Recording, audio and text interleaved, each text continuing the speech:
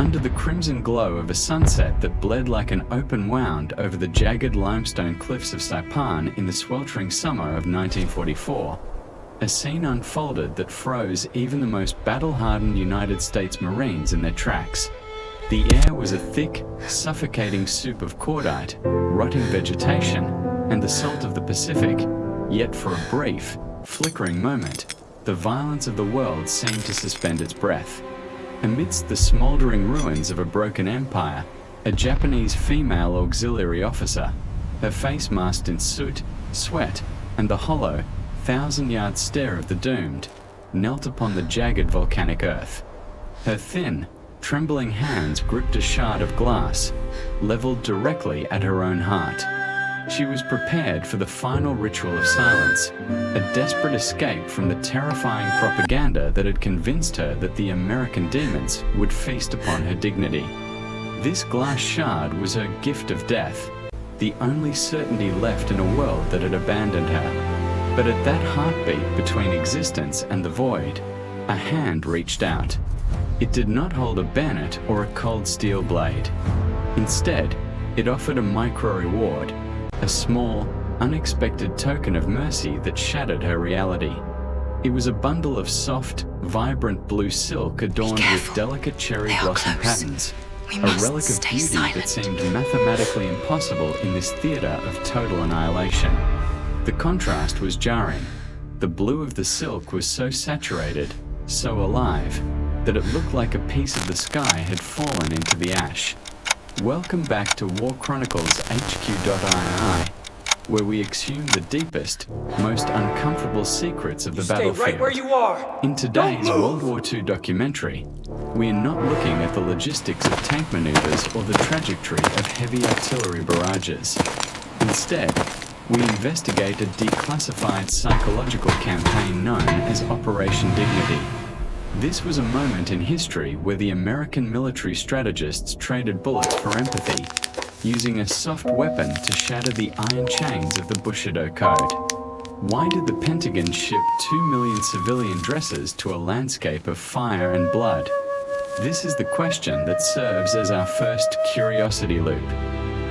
Was it an act of genuine compassion, or was it a cold, calculated tactic to dismantle the enemy's will to fight? And more importantly, what lethal secret was Aki hiding beneath her tattered military uniform? A secret so dangerous that the Imperial High Command had ordered her to choose death over discovery. This secret is our grand reward, a revelation hidden behind layers of silk and shadows that we will uncover only by the end of this journey. To understand the mystery of the floral dress, we must first go back to the dark, damp caves of the northern ridges, where 300 women waited for a miracle they were told to fear. If you stand on these cliffs today, the carnage of 80 years ago feels like a distant ghost. Marpi Point is now a lush paradise where the sea breeze carries only the scent of wild hibiscus. But beneath the grass, the scars and the limestone remain, as permanent as the story of the silk dress we are about to reveal. Join War Chronicles HQ.I-II as we descend into the darkest caves of Saipan, where an audacious plan involving thousands of yards of floral fabric changed the fate of an entire generation. The descent into the limestone labyrinths of Saipan was not merely a physical journey into the dark bowels of the earth. It was a psychological descent into a purgatory designed by the architects of despair. For Aki and approximately 300 other souls trapped within the northern ridges, the caves had ceased to be a refuge. They had become a world of absolute shadows where the only currency was fear and the only language spoken was the rhythmic drip of groundwater against cold stone. Inside these jagged cathedrals of rock, the air was a thick, suffocating veil, a toxic mixture of the copper tang of blood, the stench of unwashed bodies, and the acrid, lingering scent of charcoal from the flamethrowers that patrolled the world above. This is where our first significant micro-reward appears, hidden in the suffocating darkness. While the world believed these women were merely auxiliary nurses or clerical staff, Aki clutched a small, leather-bound ledger to her chest as if it were her own flesh and blood. This was not a record of medical supplies or casualty lists. It was the lethal prize, a document containing the encrypted, handwritten coordinates of the Empire's last desperate gamble, a hidden submarine replenishment point that could have extended the war for another 6 months. The Japanese High Command had instilled a terrifying narrative into these women. They were told that the Americans were not humans, but shape-shifting demons who would harvest their organs and feast upon their dignity. This was the gift of fear, a heavy psychological anchor that kept them tethered to the cold, damp stone, preferring starvation over the shame of being captured. As the heavy boots of the 2nd Marine Division began to crunch the coral gravel near the cave entrances, a strange, almost celestial phenomenon occurred. Amidst the thunderous, earth-shaking vibrations of high explosives and the rhythmic thumping of 81mm mortars, a small, metallic canister was fired into the narrow mouth of Aki's cave. It did not explode into a ball of searing white phosphorus. Instead, it cracked open with a soft hiss to reveal a micro-reward that felt like a miracle from another universe. A single, vacuum-sealed ration of American chocolate and a silk-weighted leaflet written in a hauntingly beautiful, traditional Japanese calligraphy. The leaflet did not scream demands for unconditional surrender. It did not threaten fire and brimstone.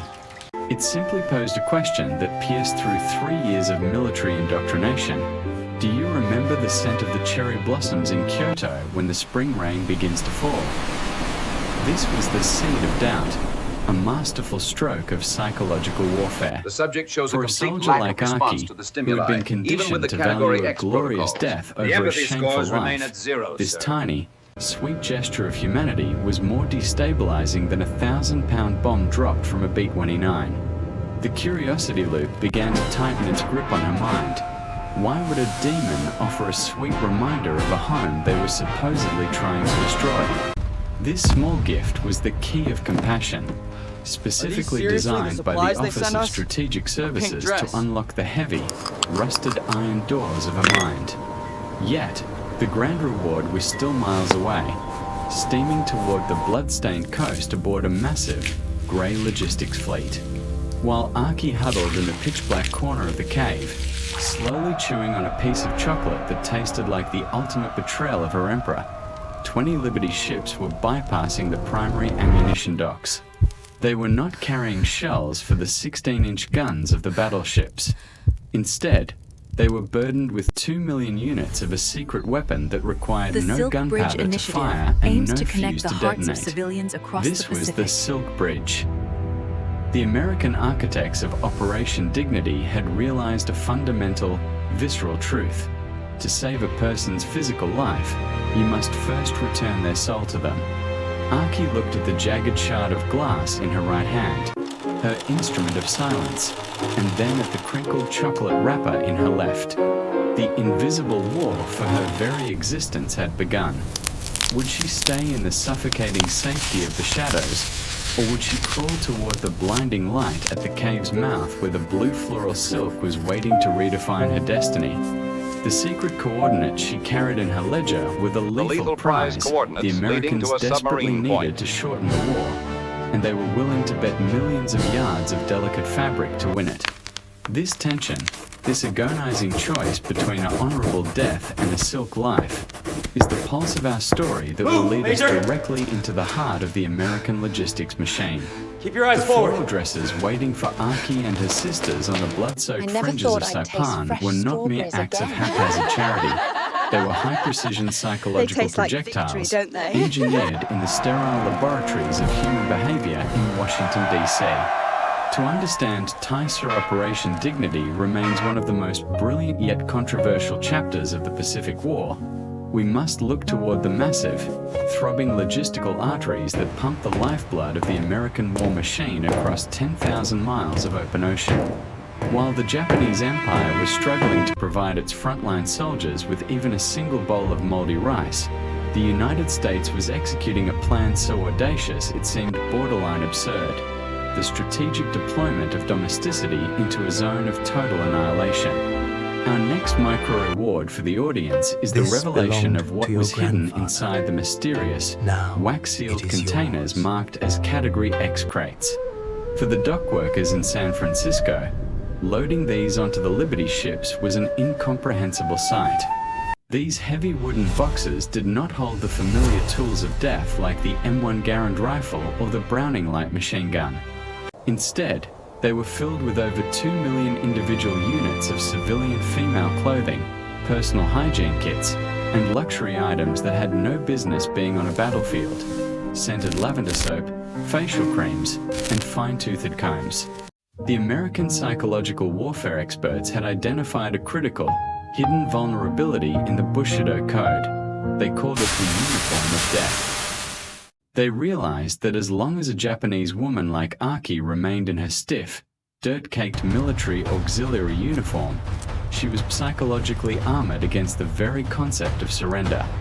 The uniform was a social contract with the Emperor, a physical manifestation of a mandate that required her suicide in the face of defeat.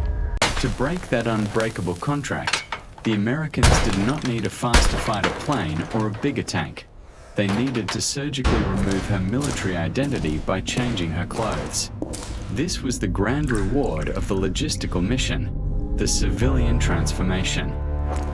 By stripping away the rotting, blood-stained khaki and replacing it with the soft, colorful floral fabrics of a civilian life, the Americans were performing a radical excision of the imperial indoctrination. Inside the massive processing camps established near the shore, the effect of these dresses was nothing short of revolutionary. When Aki was finally led into the decontamination center, she expected the ultimate humiliation she had been promised by her officers. Instead, she was handed a dress made from repurposed parachute silk, a specific detail of historical irony that serves as another micro-reward. The very fabric intended to drop American paratroopers into the fire was now being used to clothe the enemy in peace. A woman in a vibrant floral dress, her hair washed with scented soap and her skin cleaned of the cave soot, was no longer a cog in a military machine that Major Sato could easily order to leap off a cliff. She was now a civilian under the explicit protection of the International Red Cross.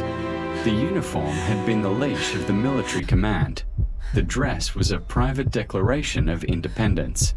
As Aki looked at her reflection in a small, cracked mirror, the first time she had seen herself in 42 days, she began to realize that her honor had been a meticulously constructed prison. However, the war for her mind was far from over. She still clutched the secret ledger containing the submarine coordinates, and the American intelligence officers knew that the dress was merely the bait for a much larger catch. To truly secure the information that could save thousands of American lives, they had to prove to Aki that the empire she served had not only lost the war, but had lost its very soul. This leads us to the next curiosity loop. What was the ultimate price the Americans were willing to pay to turn a traitor into an ally? The transformation of a human soul is rarely a sudden explosion. It is more often a slow, agonizing erosion of old certainties under the weight of an undeniable truth.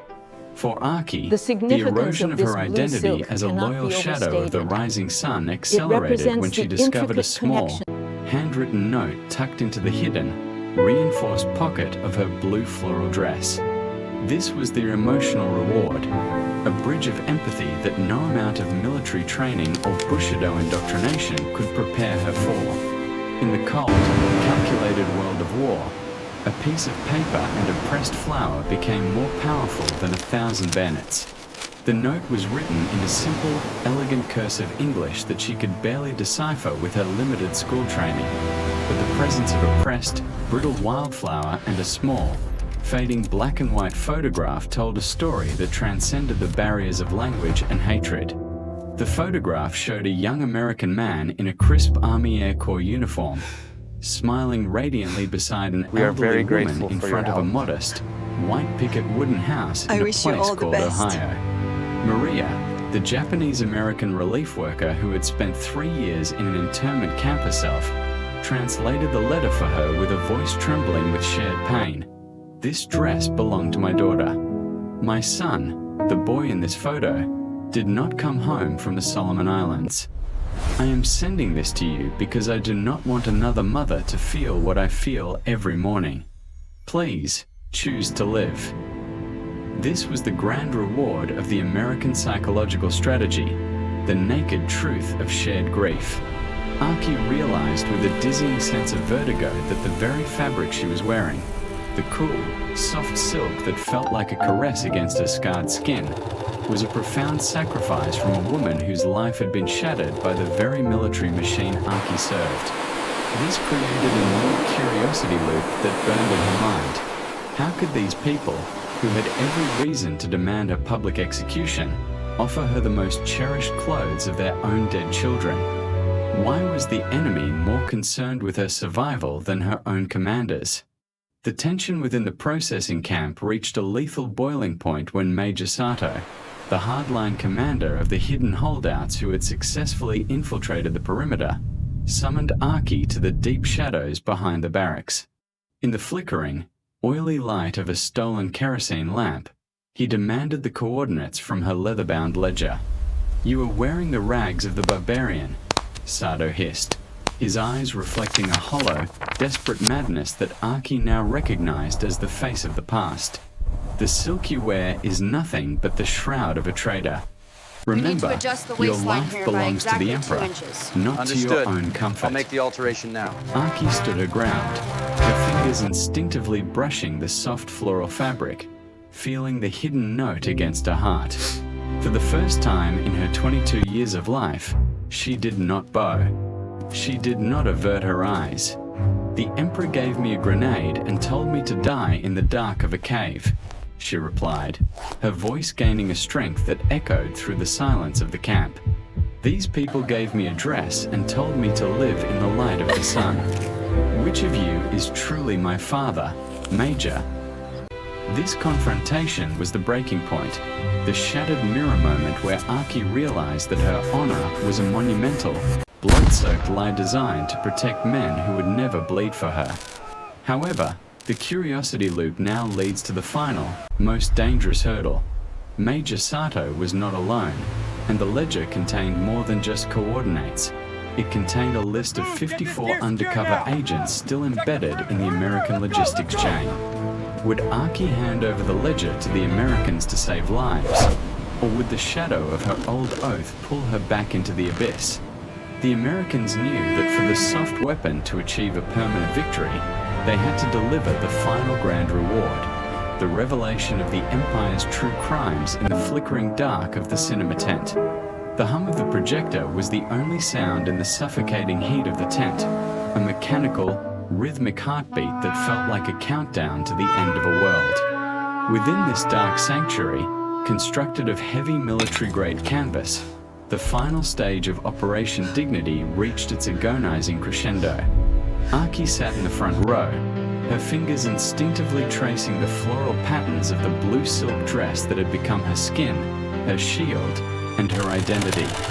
Around her sat 400 You are other doing women, good work, Keith. their faces illuminated by the flickering, spectral light of the cinema screen. Here is your jacket, The American psychological mended and planners ready knew for that for many the more soft years weapon of to wear. achieve a permanent, generational victory, it had to be followed by the naked truth. To truly liberate Aki and her sisters, they had to perform a conceptual surgery.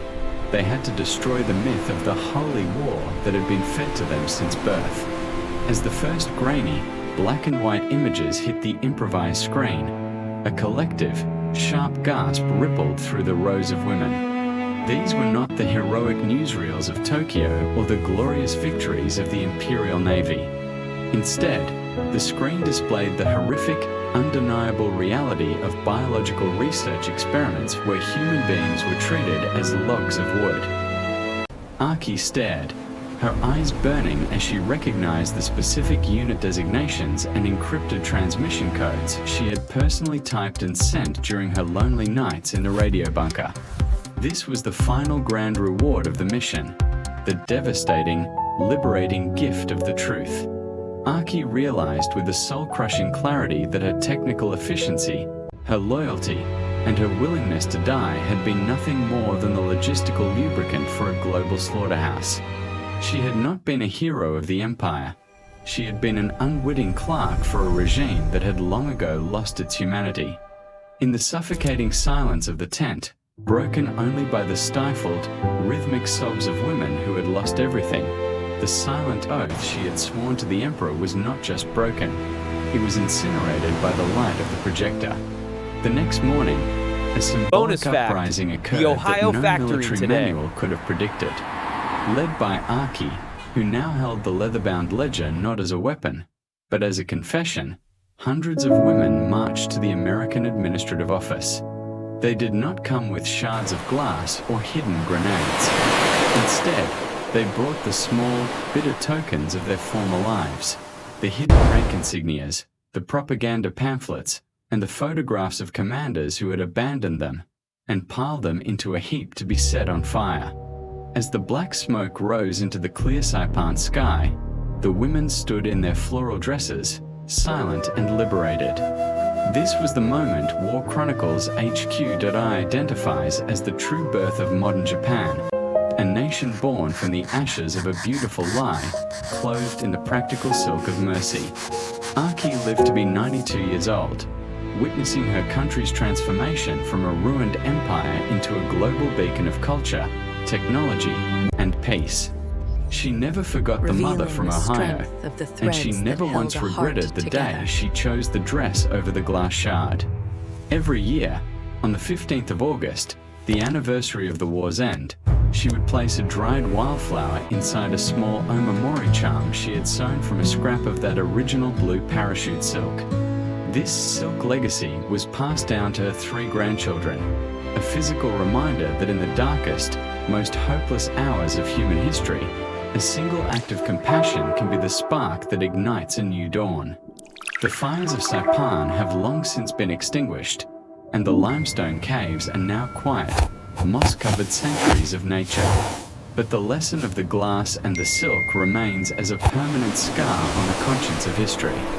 It reminds us that true national greatness is not built on the sharp power of the sword or the cold calculations of a ledger, but on the enduring strength of the human heart to choose life when everything else demands death. This is the story of the 2 million dresses that won a war without firing a single shot, a secret archive finally brought to light by War Chronicles HQ.I-II.